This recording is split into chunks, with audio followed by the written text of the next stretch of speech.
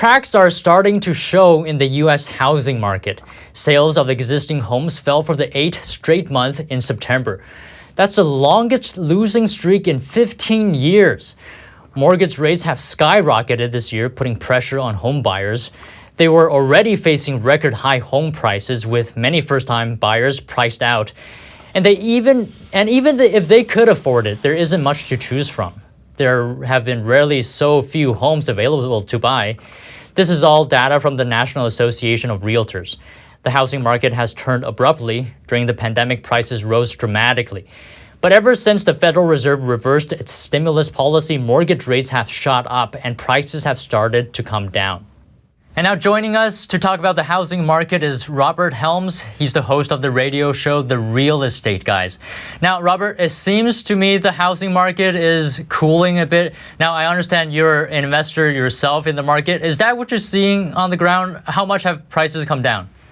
Yeah, great question, Don. There's a couple of things. We are absolutely seeing a slowdown in many markets across the United States. And it's really two things. It's inflation, and that translates to interest rates. So interest rates have gone up a ton, more than we've seen in years in the shorter period of time. So that means that houses are less affordable.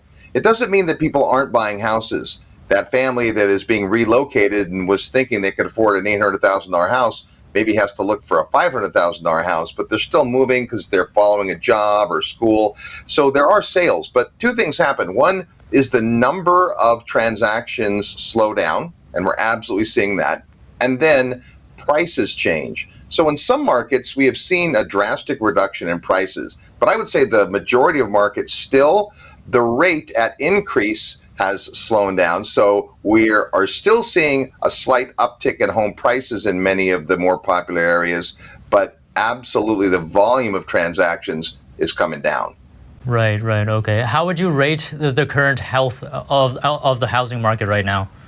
Yeah, so I think we're probably a B minus, and I give it that high of a rating in spite of everything, because the thing you mentioned, which is even though we're seeing pricing come down, are starting to slow for sure, and we're seeing the number of sales come down, we still are tight on inventory. It's not a glut of houses. There aren't thousands of houses, and we don't also have what we had last time we saw a decrease in the housing market, which was that shadow inventory created by imprudent lending. There were a lot of lenders who held on to properties, and that inventory took a long way to work its way through the pipeline. We don't really see that inventory now. So I think the housing market is okay.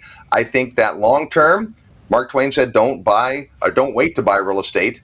Buy real estate and wait. Over the long term, it's hard to find a 10-year period in the last 60 years that if you bought at one time and sold 11 years later, you didn't make money.